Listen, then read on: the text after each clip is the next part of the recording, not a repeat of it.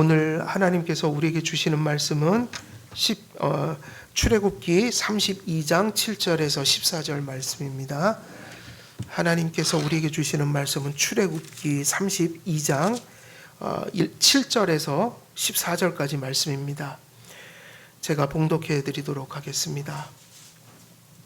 7절에서 14절 말씀 봉독하겠습니다. 여호와께서 모세에게 이르시되 너는 내려가라. 내가 애굽 땅에서 인도하여 낸 내 백성이 부패하였도다. 그들이 내가 그들에게 명령한 길을 속히 떠나 자기를 위하여 송아지를 부어 만들고 그것을 예배하며 그것에게 제물을 드리며 말하기를 이스라엘아, 이는 너희를 애굽 땅에서 인도하여 낸 너희 신이라 하였도다. 여호와께서 또 모세에게 이르시되 내가 이 백성을 보니 목이 뻣뻣한 백성이로다. 그런즉 내가 하는 대로 두라. 내가 그들에게 진노하여 그들을 진멸하고 너를 큰 나라가 되게 하리라.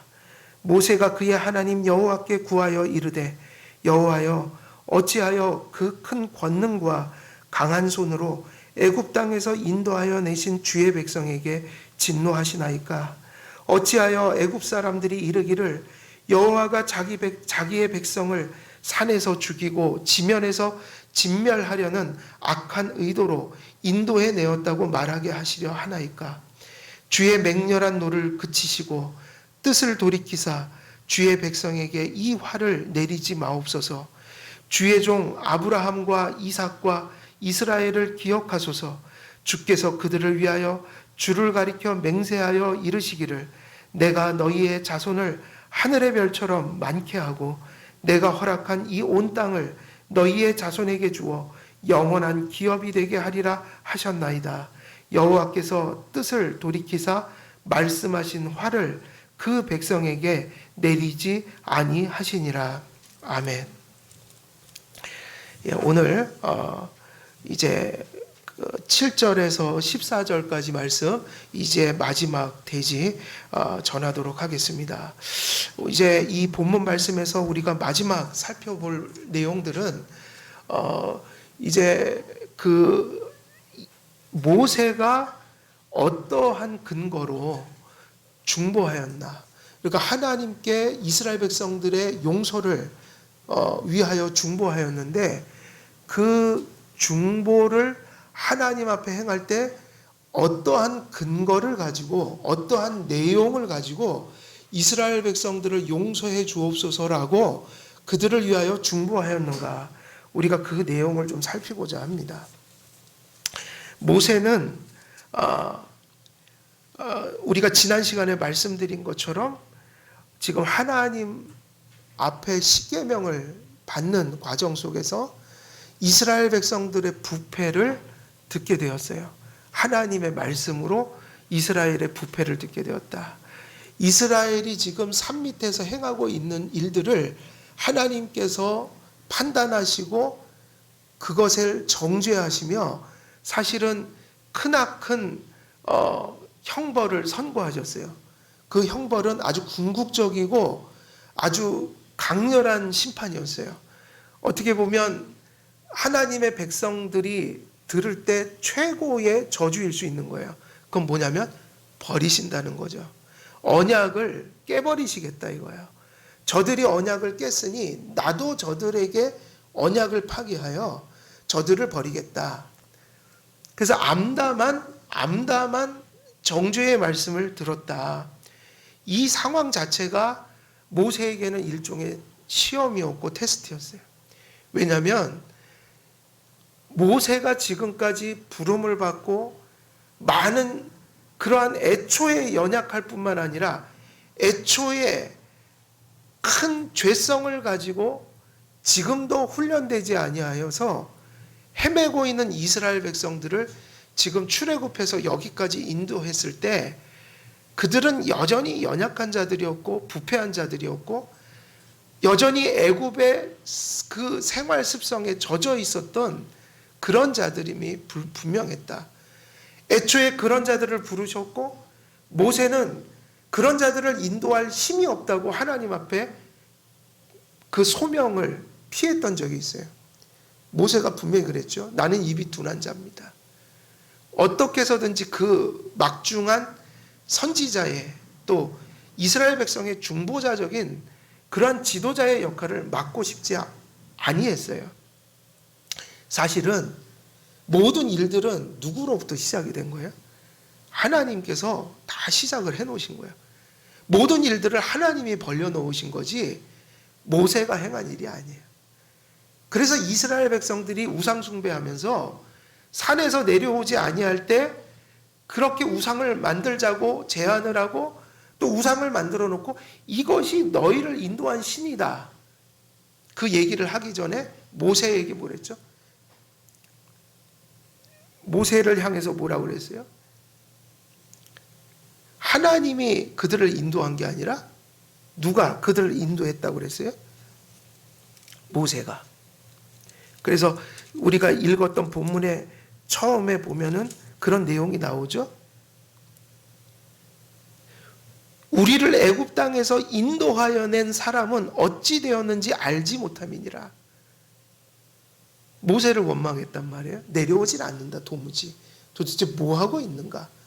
이제 우리는 더 이상 소망이 없다. 하나님이 아니라 모세가 그들을 인도했다고 얘기를 했어요. 근데 사실은 모세가 그들을 인도한 게 아니라 모든 것의 시작과 과정과 또 종착점은 하나님께 달린 일이었고 그 모든 일들은 소위 말하면 언약이라는 것 안에서 언약을 맺으면서 언약 안에서 하나님께서 약속하시고 약속하신 것을 행하시는 과정 속에서 다 벌어진 일들이다. 모세가 하나님 한 분 믿고 그래서 무슨 말씀 믿고 소명을 시작한 거예요?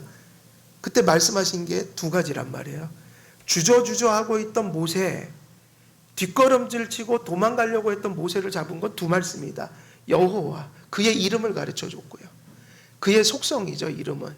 여호와, 스스로 있는 자, I am who I am, 스스로 있는 자, 그 말씀 때문에 그 이름을 통해서 가르쳐 준 하나님의 그 속성 때문에 하나님이 이런 분이구나. 그거를 말씀하셨기 때문에. 그리고 두 번째 뭐죠? 두 번째는 뭐예요? I will be with you. 내가 너와 함께 하리라. 여호와 하나님이 그런 하나님이 너와 함께 하리라. 함께 하리라. 그 두 마디 때문에 소명을 시작한 거예요. 아, 그런 하나님이 나와 함께 하신다고? 그러면 할만하지. 그럼 가겠습니다. 약속 지켜주시옵소서. 그건 약속이었어요. 모세에게 행한 약속이면서 누구에게 행한 약속이에요? 이스라엘 백성에게. 여러분, 우리가 성경을 똑바로 알고 깨닫고 믿고 배웠다면 우리가 이 험한 세상 속에서 그리고 더군다나 이 코로나19 속에서 근데 여러분 엄밀히 말하면 코로나19 지나간다고 어려움이 없을까요? 어떠세요? 코로나19 끝나면 다 좋아요?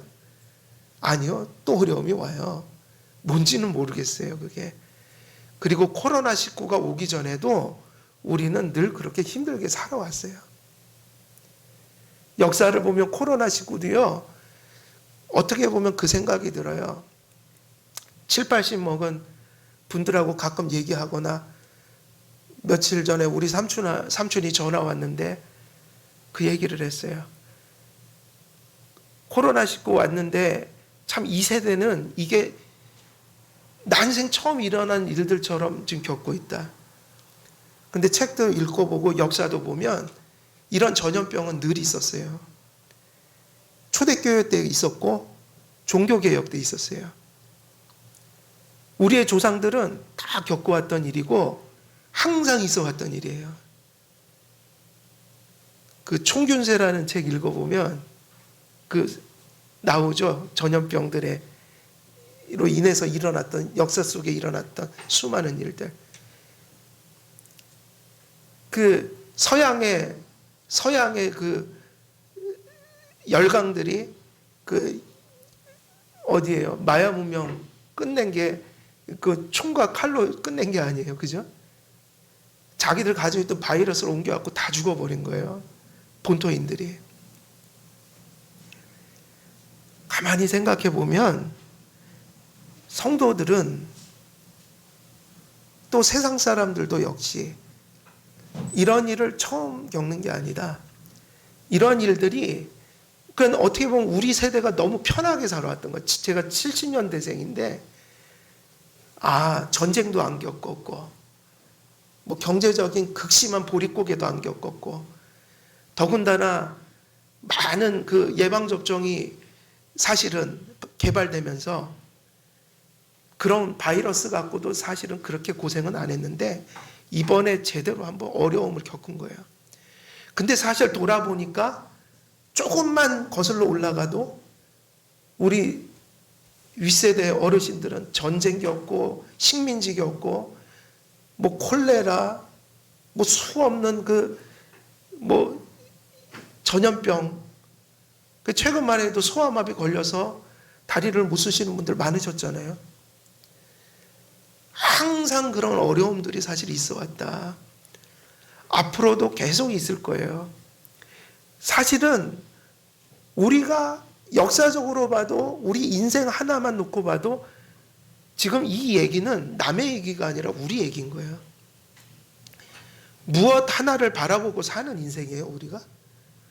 하나님의 약속이 없이는 살아갈 수가 없다.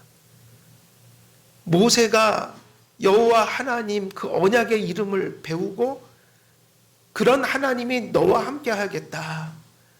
그 약속 하나를 바라보고 소명길로 나갔고 그 약속은 이스라엘 백성을 향한 언약의 약속이었고 오늘도 한번 무참히 죄와 마귀가 역사하여 무참히 허물어진 이스라엘 공동체를 하나님이 또 건져주시는 이유도 모세 때문도 아니고 인간들의 지혜 때문도 아니고 이스라엘 백성들의 의로움 때문도 아닌 오로지 하나님께서 그 처음 주신 약속 때문에 오늘 또 이들이 그 32장의 끝절에 보면 이미 용서를 했어요, 안 했어요?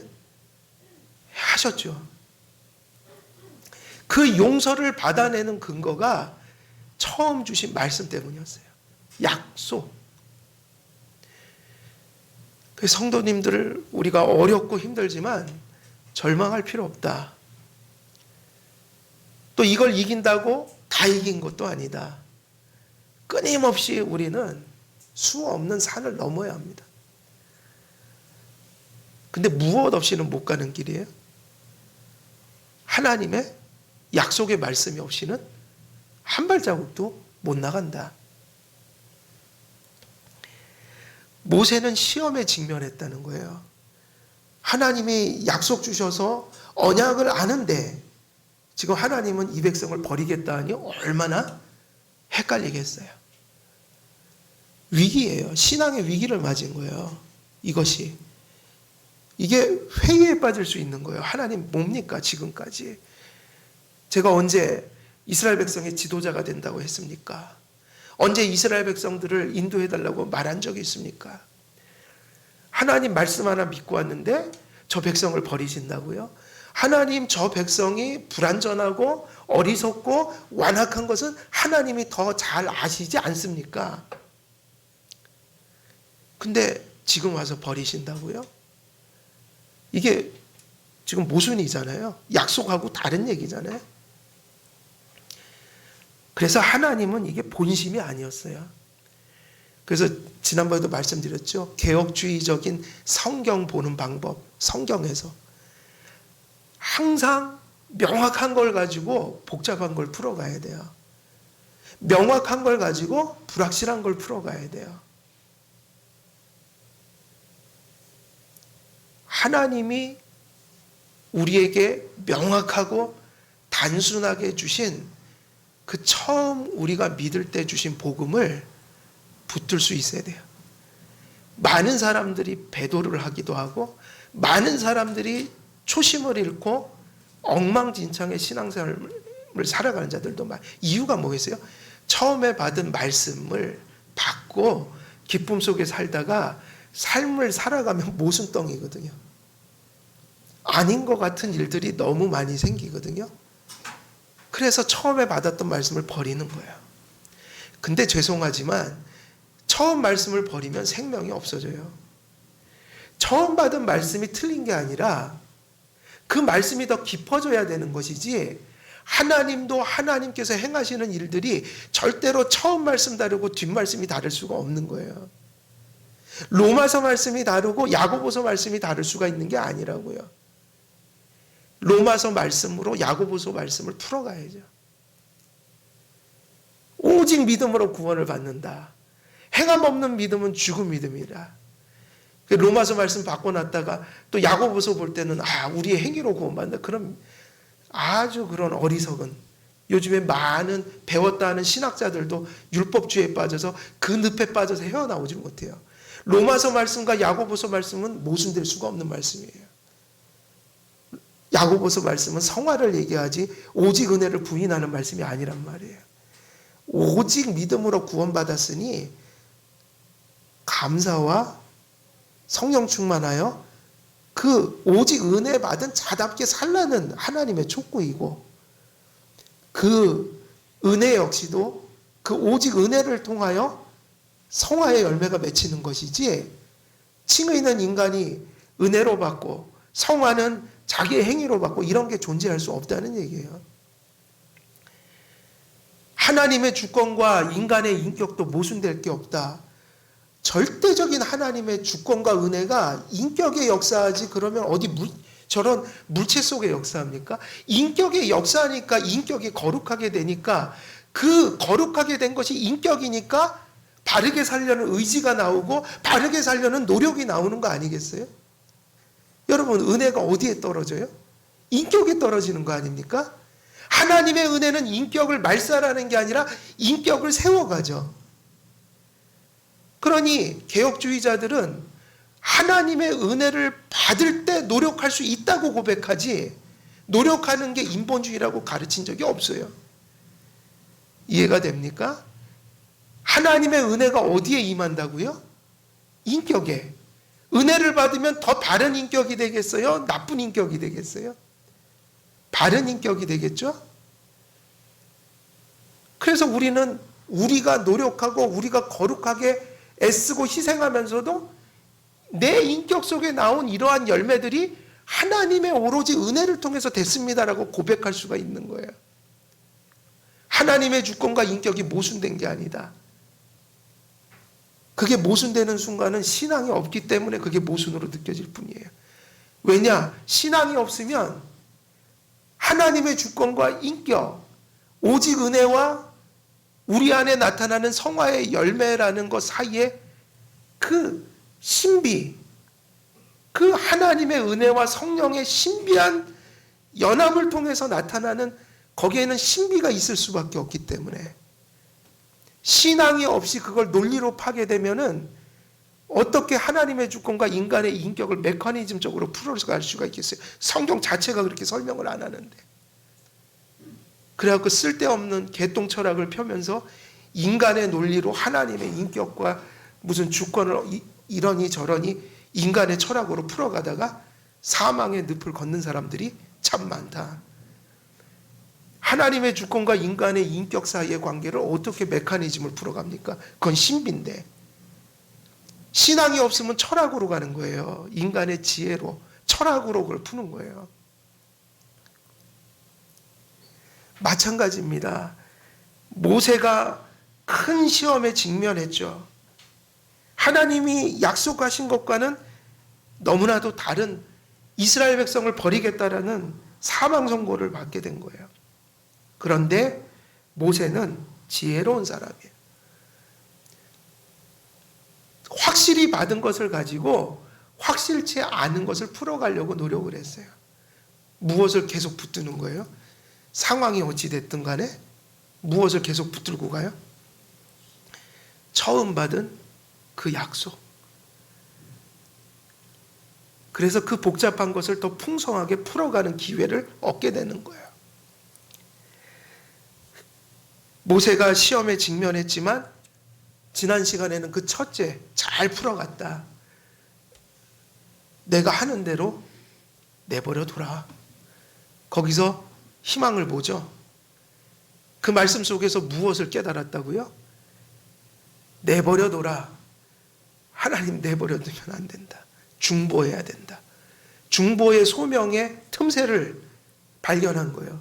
자기 소명을 더 절실히 깨달은 거예요. 아, 하나님의 심판을 돌이킬 수 있는 것은 중보밖에 없구나. 말릴 수 있는 길이 있다. 그리고 이제 또 시험을 치러야 돼요. 이제는 중보의 기도에 들어갔어요.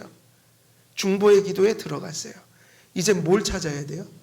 하나님께서 저들을 멸하지 않고 용서해 주셔야 되는 이유를 찾아서 하나님께 어떻게 해야 돼요? 아뢰야 돼요. 아뢰야 돼요.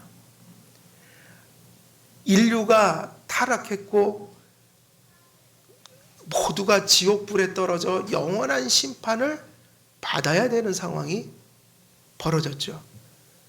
하나님께서는 그 죄인들을 구원하기 위해 그 모순 속에서 그 죄인들을 구원하는 그 지혜를 하나님께서만 가지고 계시다.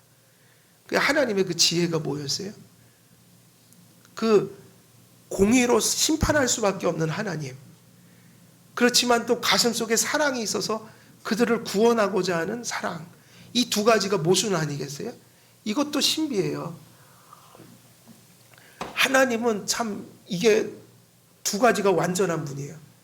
사랑이 완전하시지만 사랑만큼이나 하나님은 공의의 하나님. 사랑과 공의가 절대로 불완전할 수 없는 이 두 가지가 다 충족돼야 되는. 근데 이것을 풀어낼 수 있는 지혜는 누구밖에 없어요? 하나님. 그래서 하나님만 세울 수 있는 구원의 길을 지혜로 세우죠. 그게 뭐냐면 십자가다. 십자가는 인간들에게 미련해 보이지만 하나님의 지혜라고 그랬어요. 사람들은 그걸 멸시한다고 그랬어요. 그래서 사람들을 그렇게 똑똑하다고 생각하지만 진정 미련한 사람들이 복음을 깨닫지 못해서 심판을 받는다. 하나님이 전도에 미련한 것으로 구원하기로 작정하셨다. 사람들의 눈에 되게 미련한 것으로 구원하기로 작정하셨어요. 십자가였다 그게. 그리고 그 십자가를 전하는 것이 없고 그걸 믿는 것을 통해서만 구원하신다. 세상이 보기에는 그게 너무 미련한 것이다. 가치 없어 보인다. 근데 그게 하나님의 지혜였어요. 예수님께서 그래서 지금도 이 죄인들을 위해서 중보하실 수 있어요. 근거가 있다. 근거가 있어요. 예수님께서 우리를 어떻게 구원하신다고 그랬어요? 지금도 우리가 죄 지을 때 우리가 용서를 받는 이유가 뭐라고 그랬어요? 근거가 있기 때문이에요. 그게 뭐죠? 우리를 위해서 율법을 다 지키시고 순종하시고 십자가에서 형벌적인 죽음을 죽어주신 거. 내가 나를 믿는 저 사람을 위해 죽었습니다. 저 사람을 위해 내가 죽었습니다. 하나님. 저 사람을 위해 율법을 다 순종했습니다. 저 사람이 받을 형벌을 내가 다 받았습니다. 근거가 있단 말이에요. 의가, 공로가. 그래서 그것을 인해서 저 사람 용서해 주십시오. 성부여. 이게 중보란 말이에요. 그러니까 모세는 지혜로운 사람이에요. 하나님의 지혜를 받았어요. 그래서 이제 시험을 잘 치러요. 첫 번째 시험은 잘 치렀어요. 아, 내가 중보하라는 말씀이구나. 내가 중보해야만 저 사람들 사는구나. 그 두 번째는 뭐예요? 중보는 아무나 해요. 아무렇게나 용서해달라고 용서해 주세요. 하나님은요, 한치 오차도 없으신 분이에요. 용서할 이유가 용서해줘야 될 의가, 공로가, 갚을 걸 다 갚아야 하나님은 공정하게 용서해 주시는 분이에요. 그러니 모세는 저 백성들을 하나님께서 용서하실 근거를 하나님께 제시해야 돼요. 근데 그 모든 것들이 모세는 지혜로웠다. 그 답을 어디서 찾은 거예요? 복잡한 생각 속에 들어가서 찾은 것도 아니고 복잡한 상황 속에서 찾은 것도 아니고 자기가 이해할 수 없는 모순처럼 느껴지는 자기가 풀 수 없는 것을 풀겠다고 막 낸 것이 아니라 과거에 들었던 확실한 말씀으로 다시 돌아갔다고요. 답이 어디에 있었다고요? 여러분 삶이 복잡해지면 그 복잡성 속에 끌려 들어가면 안 돼요. 사탄이 항상 우리를 시험하는 것은 명확하고 확실하고 우리가 처음 받았던 말씀들을 흐트러 놓는 게 마귀의 역사인 거예요. 야곱하면 기억나는 곳이 어디예요, 여러분? 야곱의 복잡한 인생이 꼬였죠. 에서의 축복을 뺐다가 목숨을 잃게 됐고, 잘못하면 목숨을 위협받게 됐고, 사실은 그 일 때문에, 하나님의 약속 때문에 집도 떠나게 됐다고요. 그래서 광야에서 돌베개 베고잠 자다가 꿈 꿨잖아요. 그게 뭐예요? 거기서 나오는 얘기가 베델, 여기가 하나님의 집이다. 그 얘기는 무슨 얘기냐면요, 하나님이 함께 하시는 곳이 성전이다. 그리고 어디가 하나님의 성전이냐면 하나님이 함께 하시는 곳. 그럼 뒤집어 얘기하면 하나님이 함께 하시면 산다는 얘기예요. 베델. 그런데 야곱의 집안이 한참 지나서 어떻게 됐어요? 사실은 우상 숭배하고 디나가 세상 구경하다가 강간을 당하고 그거를 또 칼로서 살육으로 복수하려다가 이제 도리어 역공을 당해서 자기들의 소위 말하면 그 족속이 사라질 위협, 그런 위협에 처하게 됐다. 베델을 떠나서 살았단 말이에요. 그래갖고 야곱의 가정이 신앙을 개혁하는 게 어디로 다시 돌아가서 했어요? 야곱의 그 처음 은혜 받았던 베델로 다시 돌아가잖아요. 거기서 다시 처음부터 시작하잖아요. 그때 받은 말씀, 그때 받은 은혜, 그때 결심한 그 삶을 다시 돌아가잖아요. 코로나를 통해서 뭐 뉴노멀 어쩌고 저쩌고 하지만 우리가 돌아갈 길은 코로나 상황이 아니에요. 과거로 돌아가야 돼요. 말씀으로 다시 돌아가야 돼요. 새로운 게 아니에요. 우리가 걷는 길은 항상 옛 길이지 새 길이 아니에요. 두 길이 아니라 몇 길이에요? 한 길이에요. 베델로 돌아가는 게 답이었어요. 복잡한 일이 벌어진 거예요. 풀 수가 없어요. 무슨 수로 그걸 다 풀어냅니까, 인간이? 그러면 어디로 가야 돼요? 확실한 말씀으로 돌아가야 돼요. 처음 받은 그 말씀으로 돌아가야 돼요. 그리고 그게 글로 돌아가서 지금의 상황을 돌아보면 그것이 해결이 되고 풍성해져요. 그래서 과거에 받았던 말씀이 더욱더 풍성해지고 더 확고해지는 거예요. 아, 그게 모순이 아니라 하나님께서 그 말씀을 성취하셨구나. 우리가 그 과거에 받았던 말씀을 다시 새롭고 더 풍요롭게 깨닫고 있구나 라는 것이 진짜 신앙의 은혜인 거예요. 신앙의 은혜는 새로울 게 없어요. 오늘날의 사람들의 가장 얄팍한 현대인들의 부도덕은 항상 새로운 것을 추구하는 거예요. 새 것이 곧 좋은 것이다라는 공식이 있어요. 그래서 스마트폰도 1년이 못 돼서 계속 바꾸는 거예요. 망가지지도 않았고, 그죠? 기능도 요만한 거 하나 더 생기잖아요. 그죠? 기능이 뭐 대단한 게 생긴 게 아니에요. 뭐 요만한 거 하나 더 생기는 거예요. 이렇게 열던 걸 이렇게 덮고. 그런데 가격은 이렇게 뛰고, 또 그거 안 바꾸면은 뭐가 뒤떨어지는 것 같아서 또 바꾸는 거예요. 그래서 우리가 삼성을 먹여 살리는 거예요. 애플을 먹여 살리고. 보면은 바뀐 게 없더라고요. 또 한 달만 쓰면은 지겨워져요, 그게. 그러지 않아요? 현대인들의 가장 고질병은 항상 새 것에 진리가 있다고 믿는 거예요. 그래서 진득하니 진리를 쫓아가지 못해요. 항상 새로운 거. 성경을 배우는 것도 설교도 그렇게 가면 안 돼요. 개혁주의도 하나님의 말씀과 신앙 고백에 안착해서 겸손하고 바른 생활과 그런 성화를 이끌어내야지 이상한 지식들을 계속해서 축적하면서 또 새로운 곳에 허덕이면서 그렇게 가는 일들이 많더라. 개혁주의가 그렇게 가면 그건 썩은 거예요. 사변적이고 새로운 지식에 목말라서 그걸 축적하는 게 자기 신앙의 성장이라고 생각하는 거. 우리는 말씀과 신앙 고백에 머물러야지 성도들이 신학으로 가면 안 돼요. 왜 신학으로 갑니까? 신앙 고백에서 삶으로 가야지. 수많은 신학자들을 쫓아다니고 설교자들을 쫓아다니면서 지금 코로나 상황에서 아마 12명의 설교자들을 매일 보는 사람들도 있는 걸로 알고 있어요. 이 사람 설교 막 뒤지면서. 그건 아니에요. 진정한 교회는요, 말씀, 신앙 고백이에요.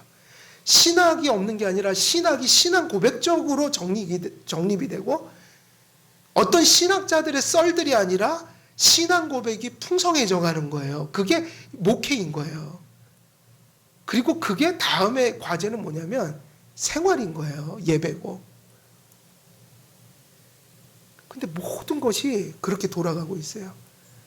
마치 그 중독에 빠진 사람들처럼, 무슨 마약 중독, 알코올 중독에 빠진 사람들처럼 그 자기 탐닉, 계속 새로운 거를 찾아 목말라하고 쫓아다닌다. 한 교회에, 건강한 교회에 정착하여 그 교회에서 말씀과 역사적인 고백 속에서 질서 있게 배우며 그 다음에 하나님 앞에 삶을 개혁해 나가는 거, 하루하루의 삶이 성화돼 가는 거, 이게 목회의 목적이에요. 신학 지식 전하는 곳이 아니에요.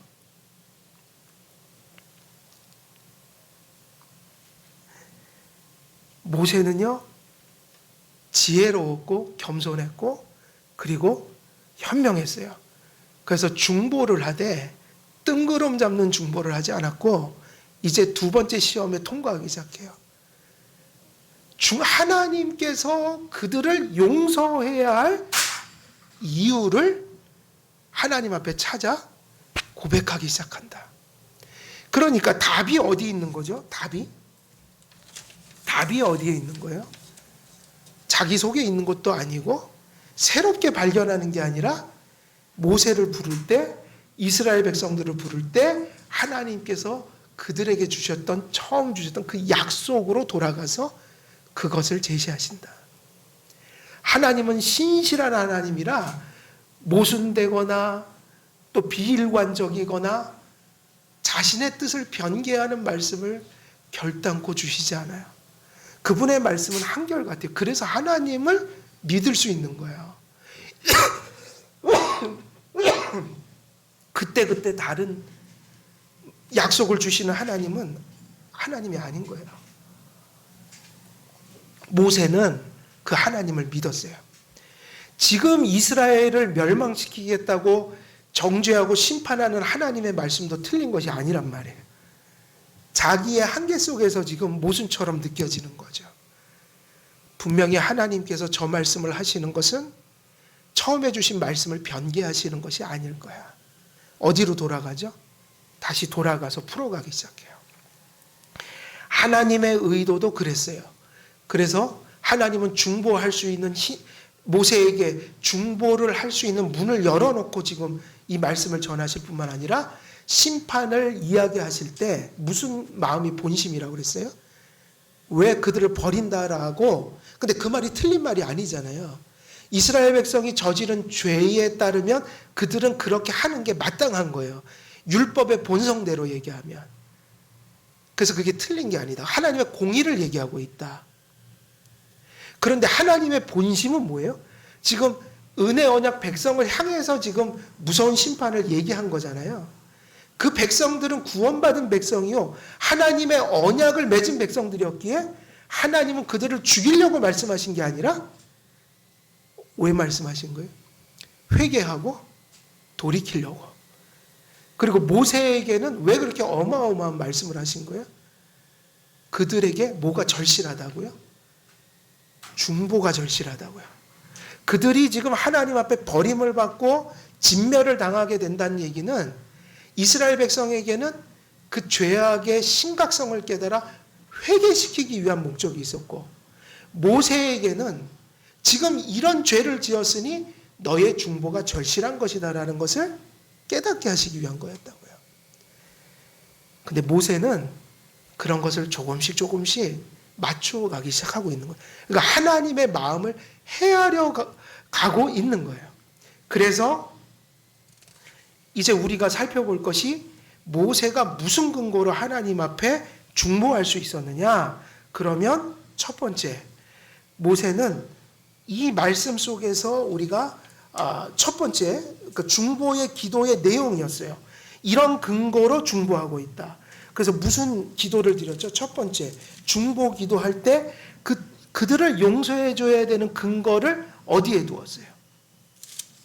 첫 번째 거. 첫 번째 그 중보 기도의 내용. 이렇게 먼저 얘기하죠. 여호와여 어찌하여 그 큰 권능과 강한 손으로 애굽 땅에서 인도하여 내신 주의 백성에게 진노하시나이까. 이렇게 얘기했어요.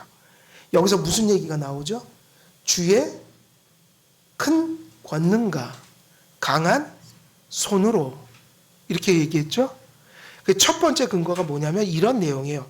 그 구절을 다 보게 되면 모세는 은혜 언약을 맺으시고 그 안에서 계시하신 하나님이 도대체 은혜 언약을 맺으실 때 무엇을 이스라엘 백성들과 모세에게 보여주셨죠? 라고 하면 아까 초반에도 얘기했죠. 모세가 두려움 속에서 그래도 하나님 앞에 소명을 순종한 것은 뭐 때문이었어요? 여호와라는 이름을 가르쳐 주신 것. 그리고 그들과 함께 하리라. 너와 함께 하리라. 그 얘기가 도대체 무슨 얘기일까요? 하나님의 성품과 속성에 기대어 이스라엘의 용서를 간구했다는 거예요. 언약을 맺으실 때 하나님이 이런 하나님이다라는 걸 가르쳐 줬죠. 거기서 가르쳐 준 거는 하나님의 선하신 성품을 얘기한 거예요. 그죠? 그리고 그 성품을 얘기할 때 내가 너희에게 이 언약을 맺고 약속을 주는데 나는 선한 하나님이다 이 얘기를 한 거란 말이에요. 그 얘기는 무슨 얘기죠? 하나님은 너희에게 언약을 맺고 약속하실 때 그 언약과 약속을 깨지 않는 그런 선하고 신실하고 그리고 그것을 위기가 찾아와도 그것을 권능으로 지킬 수 있는 힘을 가지신 그런 하나님이다. 그러니까 언약이라는 것이 무엇에 근거해서 맺어지는 거예요? 하나님의 존재, 하나님의 속성, 하나님의 선하신 성품, 그것을 언약을 맺을 때 모세와 이스라엘 백성에게 보여주셨다. 언약을 맺는 근거도 하나님의 속성이었고 그의 선하심이었어요. 그러니 모세가 그 언약의 근거에서 그들을 부르시고 그들을 구원하신 하나님의 속성과 성품을 다시 한번 돌아보며 그 하나님의 언약을 맺으시는 하나님의 변하지 않고 또 선하시고 당신의 권능으로 그 언약을 지켜가시는 그런 하나님의 속성에 근거해서 하나님 저들을 용서해달라고 얘기했던 거예요. 하나님께서 당신은 이런 분이라고 우리에게 가르쳐 주지 않았습니까? 당신이 이런 분이기 때문에 이렇게 선하시고 능력이 많으신 분이기 때문에 이렇게 신실하신 분이기 때문에 언약을 변개치 않는다고 우리를 불러 약속하지 않으셨습니까? 라고 하나님 존재 자체에 그들을 용서해야 되는 근거를 토대를 두었던 거예요. 그러니까 하나님께서는 이 이야기를 이 고백을 무엇으로 받아들이실까요? 아까 시험이라고 얘기했지만 이 문제에 대해서 답을 잘 달 때 바로 이것이 하나님에게는 어떤 것으로 여겨지는 거예요? 신앙으로 보여지는, 이게 신앙인 거예요. 이것을 이 위기 속에서 기억하고 의지하고 하나님께 그것을 의지해 간구할 수 있는 게 믿음이라는 거예요. 하나님 앞에 그 믿음을 가져야 한다. 우리는 하나님께서는 이스라엘을 은혜 언약의 파트너로 택하시고 부르셨어요. 그러므로 은혜 언약 안에서 이스라엘의 구원은 하나님의 큰 권능과 강한 손으로 되어진 것이에요. 그래서 모세는 알았어요. 애초에 우리의 구원 자체가, 이 언약 자체가 우리로부터 시작된 것이 아니라 누구로부터요? 하나님께 달린 것이다. 근데 그 하나님이 약속하셨다. 저들을 용서해 주시옵소서라고 할 때 그것은 오로지 누구의 선하신 성품에 달린 거예요.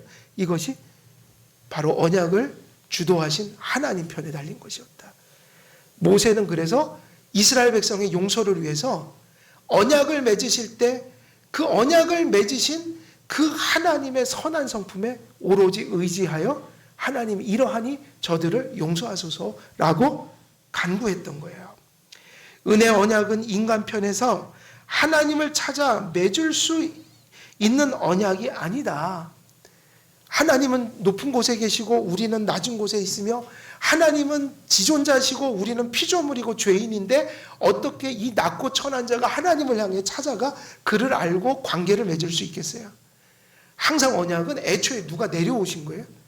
하나님께서 우리 가운데로 낮아져 내려오신 것이다. 그래서 은혜 언약은 인간 편에서 시작하거나 언약의 관계가 인간에 의해서 유지될 수도 없는 것입니다. 인간은 타락했고 그 자체로 낮고 낮은 피조물일 뿐인 거예요.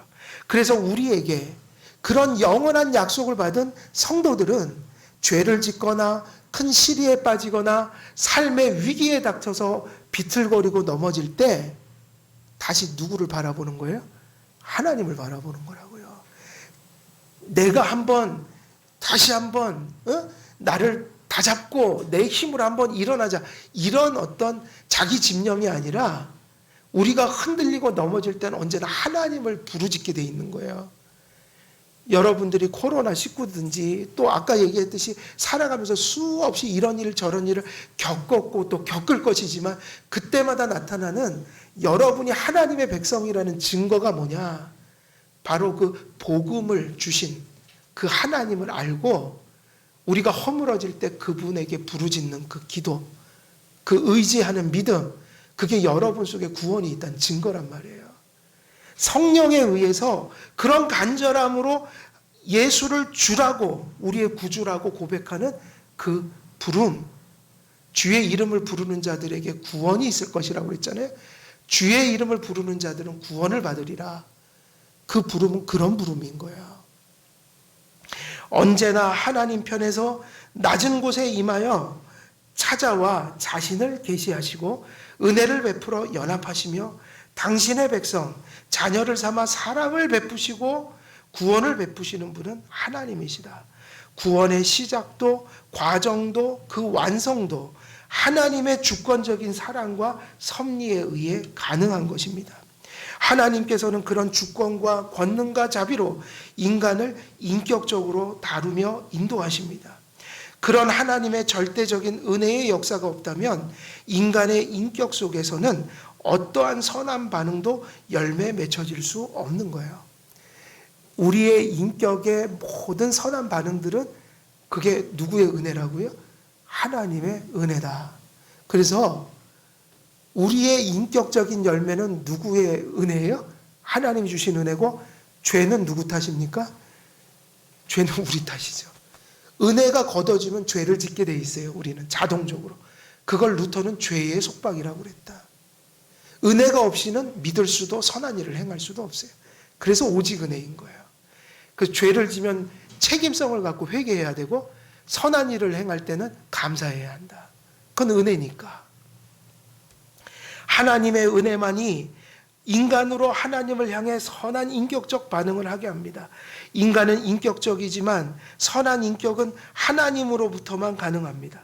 그러므로 신약 성경은 은혜 언약의 시작과 과정과 끝이 모두 하나님의 주권과 은혜에 달린 것이라고 선포해요. 그래서 오로지 모세는 그 하나님이 부르신 백성들이 지금 죄악 때문에 허물어져 가고 위기에 처했을 때 무엇의 첫 번째, 무엇의 근거에서 저들의 용서를 구했다고요? 은혜 언약을 맺어주신 그 하나님의 인격성에, 속성에, 선하신 성품에, 그리고 그분의 권능에 오로지 의지해야 된다는 것을 알았어요. 그래서 1번 문제 딩동댕 잘 맞췄어요. 하나님 앞에 중보를 하되 이렇게 중보를 한 거죠. 어떻게 했어요? 하나님, 애굽 땅에서 종살이 할 때 은혜 언약을 맺으셔서 홍해를 갈라 저들을 건져내신 하나님, 하나님께서 그때 당신의 선하신 성품과 권능으로 저들을 건져주셨습니다. 하나님, 그때 그 언약을 맺으신 하나님은 선하신 하나님이요 신실하신 하나님이라 절대로 그 약속을 변개하실 분이 아니십니다. 그러니 하나님, 저들이 죽을 죄 진 거는 맞습니다. 저들이 진멸에 마땅합니다. 그러나 그 신실하신 성품에 기대어 간구하오니 그때 맺은 그 언약을 맺은 하나님의 그 성품이 신실하신 것이 진리이오니 하나님, 만일 용서 안 해주시면 하나님의 성품에 위배된 것이 아닙니까? 하나님답게, 그게 맞는 말이겠죠. 하나님다운 게 뭐겠어요? 그들을 용서해 주는 거예요. 그냥 용서해 주는 게 아니라 복음에 의해서. 그래서 빌립보서 1장 6절을 보게 되면 이런 이야기를 하는 거예요.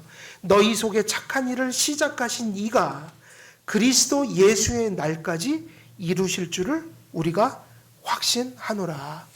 뭐라고 고백해요? 신약도 똑같이 고백해요.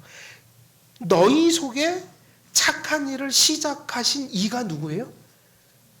그건 하나님이에요. 그죠? 착한 일, 여기 구원이잖아요. 구속이잖아요. 착한 일을 시작하신 이가 하나님이신데 그가 그리스도 예수의 날까지 이루실 줄을. 이건 뭐예요? 시작한 분이 무엇도 하신다고요? 끝내신다는 얘기예요. 그것이 끝날 때까지 하나님은 절대로 약속을 바꾸지 아니하신다. 그러므로 모세는 이와 같은 은혜 언약을 맺으신 주체로서 하나님의 속성과 성품과 사역 속에서 이스라엘 백성들의 구원이 취소되거나 은혜 언약이 파기될 수 없음을 소위 하나님 앞에 변론했던 거예요. 그러니까 따지는 듯한 목소리죠. 하나님, 당신이 이러하신 분이니까 용서하셔야 합니다. 그러나 뒤집으면 그런 하나님을 저는 지금도 믿습니다. 하나님께서 뭐라고 그래요? 네가 내 본심을 잘 알았고 이런 혼란스러운 상황 속에서도 내가 너에게 준 그 처음 너에게 베푼 말씀을 꼭 붙들고 있구나. 그래, 네가 맞다 이거예요. 그 네가 맞다라는 건 하나님이 모르고 문제를 내준 게 아니라 나는 너의 그 신앙을 보기를 원했다 이 얘기예요. 그래서 하나님께서는 권능과 자비로 이스라엘 백성을 택하시고 구원하셨습니다. 이 일을 시작하신 분은 하나님 자신이셨어요. 그리고 그 베푸신 구원의 영원함을 자신의 속성과 성품을 따라 약속하셨습니다. 하나님께서는 무한하시고 완전한 권능으로 구원하셨을 뿐만 아니라 그 약속을 변개치 않으시는 신실하신 성품으로 그렇게 계시하셨기에 그분이 맺으신 은혜 언약은 영원한 것일 수밖에 없었어요. 그러므로 이러한 하나님 자신의 속성과 성품과 사역의 근거에서 이스라엘을 진멸하겠다라는 하나님의 공의의 말씀을 듣기는 했지만 그것 때문에 많은 혼란이 오기는 했지만 모세는 그것이 하나님의 본심이 아닐 거라는 희망을 가지고 여전히 은혜 언약 속에서 그들을 용서해달라고 그렇게 기도했던 거예요. 여러분, 교회가 참으로 많이 타락한 것도 사실이에요. 그죠? 지금 보니까 많이 타락한 것도 사실이에요. 그리고 교회가 권능을 잃었어요, 사실은. 말씀의 권능을 잃어서 마치 맛을 잃은 그 소금처럼 저 세상 사람들한테 질근질근 지금 짓밟히고 있어요. 말로, 욕으로, 온갖 비방으로. 근데 여러분, 우리가 교회를 미워하면 안 돼요, 우리들은. 예? 저 망가진 교회들이 은혜 언약 백성들이란 말이에요. 그러니까 불신자처럼 교회를 비판하거나 미워하면 안 되고요. 형제와 자매로서 모세처럼 지금 그렇게 도고의 기도를 드려줘야 돼요. 중보는 예수님이 하셨잖아요. 그죠? 중보는 예수님이 하신 거예요. 우리는 예수님의 중보를 가졌으니 근거하여 도고의 기도를 드려야 돼요.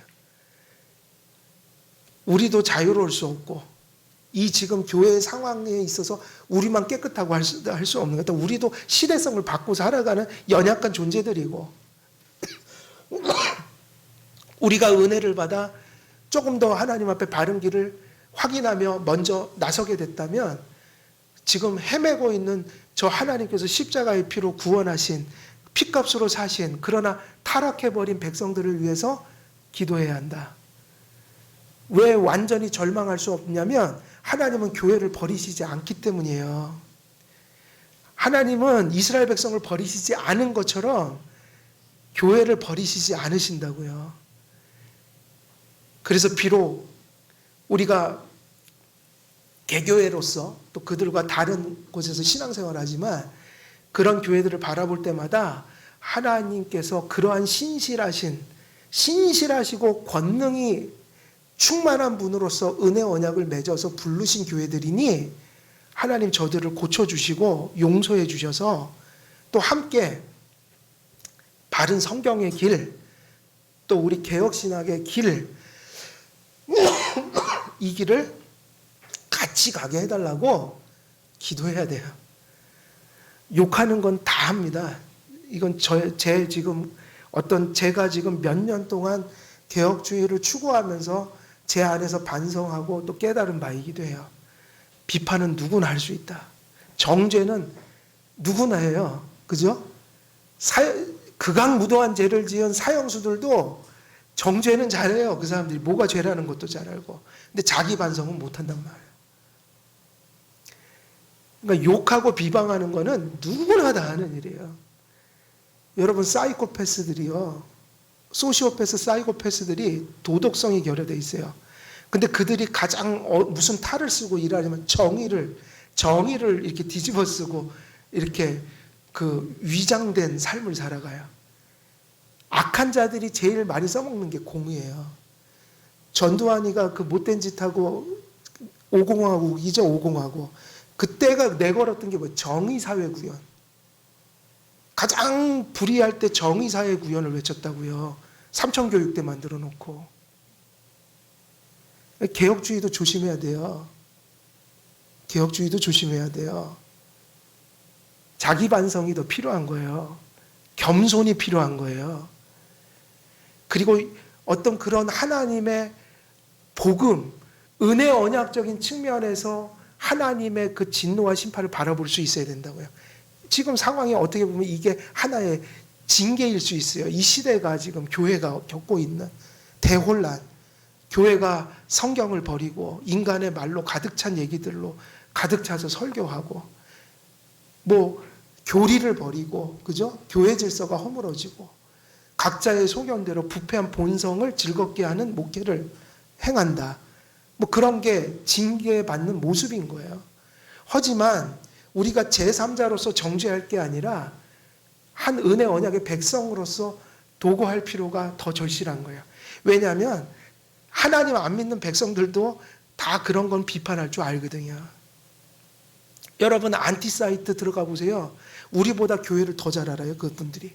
교회의 지금 현실을. 그건 다 하니까 은혜 언약의 심정, 그 은혜 언약의 백성의 심정으로서 형제 교회들을 바라보면서 도구할 존재가 또 언약 백성밖에 없는 거 아니겠어요? 불신자들은 욕을 하지 도구의 기도를 드려주지는 않아요. 우리는 그러한 현실들을 어찌 보면 지금 이러한 모세의 모습들이 지금 우리에게 절실한 모습이 아닌가 많이 생각을 하게 되는 장면들이에요.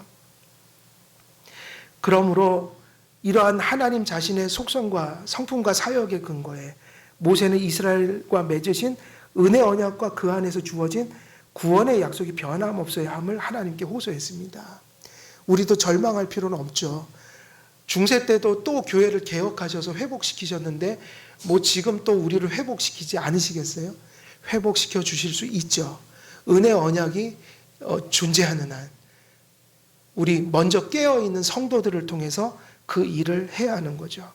이것이 하나님께서 기쁘시게 받으시는 당신을 향한 신실한 믿음이었던 겁니다. 모세는 하나님께서 주신 문제를 잘 풀어내고 있습니다.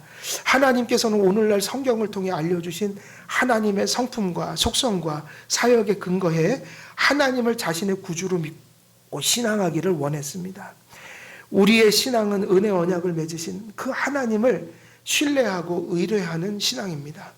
하나님께서는 우리의 신앙이 오직 하나님 자신을 지향해야 함을 가르쳐 줍니다. 그래서 우리가 이 장면 속에서 무엇을 또렷이 볼 수 있어요?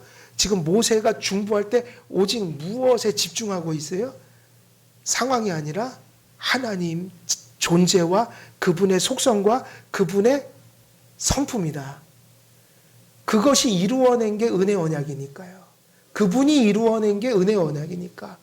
그래서 하나님을 오로지 집중하여 바라보고 있다. 하나님께서는 우리의 신앙이 오직 하나님 자신을 지향해야 함을 가르쳐 주셨다. 구원을 위해 오직 하나님만을 의지하고 신뢰하는 신앙이 구원받는 신앙입니다. 하나님을 기쁘시게 하려면 이 믿음이 필요하고 이 믿음만이 하나님과 연합과 교제를 가능하게 합니다. 이 믿음 안에서 구원은 견고해지는 것이죠. 그래서 히브리서 11장 6절을 보면 믿음이 없이는 기쁘시게 못하나니 하나님께 나아가는 자는 반드시 그가 계신 것과 또한 그가 자기를 찾는 자들에게 상 주시는 이심을 믿어야 할지니라 이렇게 얘기했단 말이에요. 두 가지를 믿어야 돼요. 하나님이 존재하신다는 사실을 의심하면 안 되겠죠? 그죠? 근데 존재하신다는 것만 믿는다고 되는 게 아니라 모두 믿어야 돼요. 그래서 여기서 중요한 게 있어요. 교리를 알아야 된다고요. 신론을 알아야 돼요. 그 하나님이 존재하는데 그 하나님이 어떤 분인 거를 분명히 알지 못하면 그 존재하는 하나님에 대한 신앙이 온전할 수가 없어요. 그래서 히브리서 기자는 그 얘기를 하잖아요.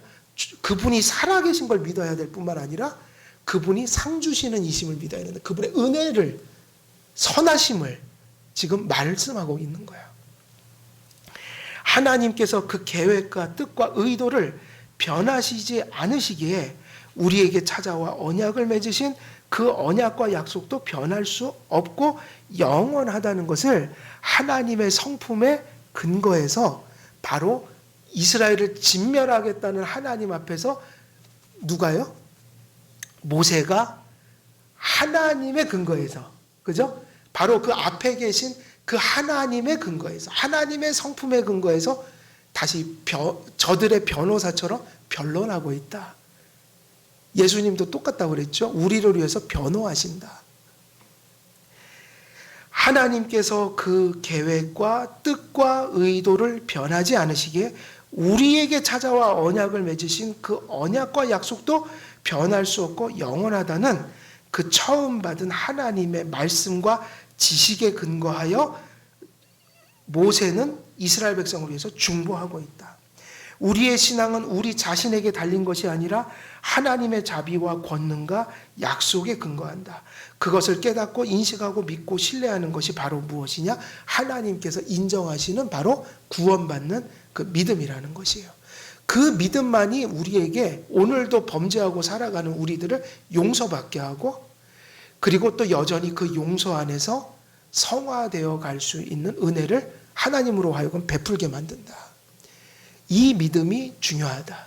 그래서 오늘 말씀은 오늘 세 가지 변론이 있는데 첫 번째 변론을 말씀드렸어요. 첫 번째 변론 정리하면 뭐예요?